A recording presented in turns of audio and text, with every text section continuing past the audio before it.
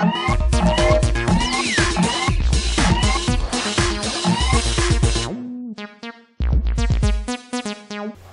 and welcome to TEChBrits episode 5. This is quite a momentous occasion for us because we have a new camera, we have the Yeti audio. So let's begin. Today we're going to be talking about GamesCom. Basically it's going to be a very generalised games episode. Yep, so we'll talk about a few social games, obviously on Google Plus and Facebook as well.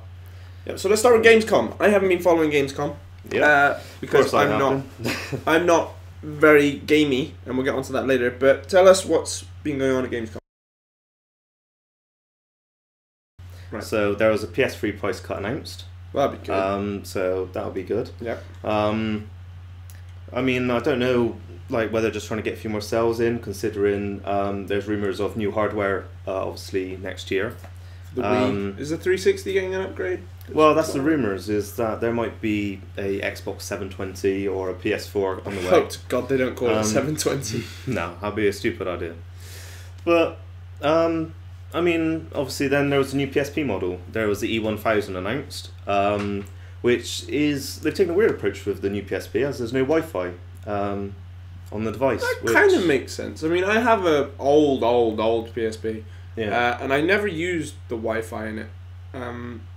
See, that's where it was completely opposite for me. For me, as I mentioned in my Gamescom video, it was a very internet-connected device.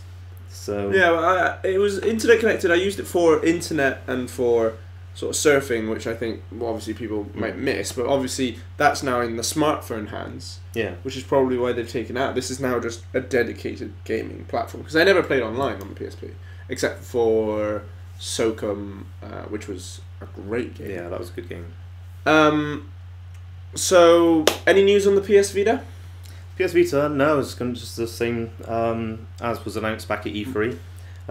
Again, that's something I'm very interested in. I think is a very nice looking console. It's very powerful. Yeah, it's obviously got touch controls on the back of it. So that'll bring a whole new dimension to playing the games. It'd be really awkward though, if you're holding the PSP and you kind of like... Yeah, well, I mean, it sort of covers most of the back of it. So, I mean, they demoed it with the new Uncharted game. I don't know if you know Uncharted.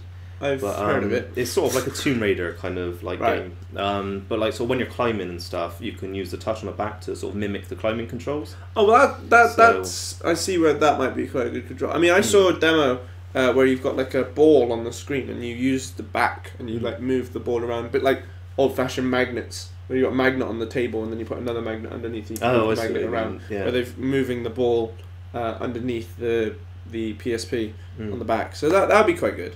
Yeah, it would be interesting. And obviously, they've got that augmented reality they're trying to push with the PS Vita. Because we went to the 3DS pre-release and we played with the augmented reality in 3DS. Obviously, if you've got a 3DS, you'll know what we're talking about. Yeah, well, obviously this was before it came out. This was a pre-release event.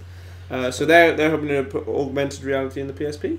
Yeah, I think they're following suit. They've seen that it works on the 3DS, so I think they're just going to follow suit. Is it going to be the same style of augmented reality? Because obviously, like with iPhones, you've got augmented reality where you can like hold it up and it has like, you know, ooh, this is a restaurant over here, and this is like that sort of augmented reality. Yeah. But on the PSP, on the DS, sorry, it's very game based. Like the platform will then like shrink into the table and that sort of thing. So what are they? I'm not quite sure. I mean, obviously we're going to see a lot of this after release. I think there's a lot that they're still holding back at the moment. I mean, they've shown a lot of demos back at E3, but it's obviously still... I mean, they've got a good launch lineup. Sony are saying themselves that it's going to be the best launch lineup they've had for a console yet. That's and from what I've seen, I believe them. And it's very powerful hardware. There's a lot that can be done with it. And really, it is a PS3 in your hands, so it's definitely worth watching. But, I mean, what do you think? Do you reckon... sort of iPhones and stuff. I reckon consoles have. I think that handheld consoles are. I think they're dead. Personally, the PSP, the 3DS. Well, the 3DS was a bit. I think Nintendo just wanted to jump ship and go 3D, and then no one. We went to the pre-launch and it was kind of there. We were amazed, but I couldn't see myself buying one. Yeah, mainly because it's a bit like the old camera saying. Which is your best camera is the one you have on you, which is always going to be your phone. So I think that's going to be the same with... Is all extra devices you need to carry. Yeah, exactly. That's the thing. I mean, one of the things I did read was Nintendo.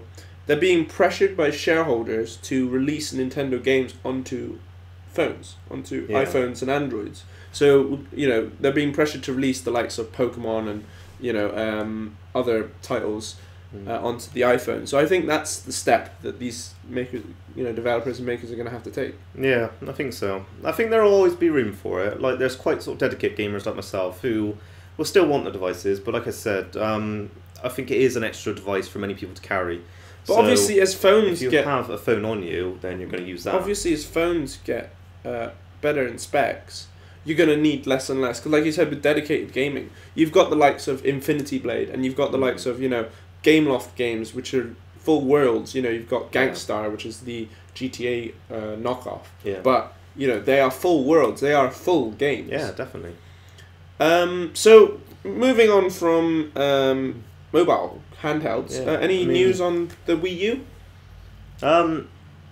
No, I mean the Wii U obviously is still just coming out next year. They've kept quite hush on it at the moment. They've announced a new Wii model for this year, coming out in time for Christmas, which I've not actually seen any images of yet. They say that it's going to be obviously cheaper, but it's also going to be sleeker. They say it's going to be obviously slimmer. So a Wii Slim line. Basically, yeah. And a bit like when they did the PS2 back in the day.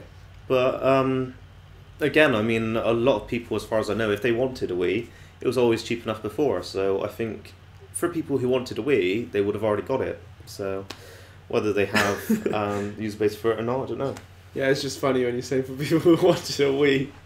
Yeah, that's true. Anyway, damn you, Nintendo. Yeah, I know. So moving on from Sony to Nintendo. Over to Xbox. Are Xbox doing anything? Are Xbox doing anything? Xbox. No, I mean they obviously had a lot of their news back at E3. Obviously they're on a roll at the moment with Kinect. It was the fastest consumer selling electronic device. Yes, that surprised me. They've done a lot for Kinect actually. Obviously Kinect Fun Labs has been doing really well. I mean, as just seen by my video views on my Kinect coverage, I've done one for Avatar Kinect. I've done one for Kinect Sparkler. And both of those, when I last checked, had about 400 odd views. People are really getting they are really into it. And obviously they've released SDKs for the Kinect now, so you can now plug it into your computer, which I think is going to be great for apps sort of like, you know, Second Life and, you know, other apps that people are going to develop. I think the Kinect really is something else. And I know at GamesCom they did announce that they're going to bring out a new Kinect Fun Labs app, and that's Airband, is it? Something like that? Airband, yeah. So that's going to be, you can have multiple people on it at once. You can be given an actual air guitar or actual drum set.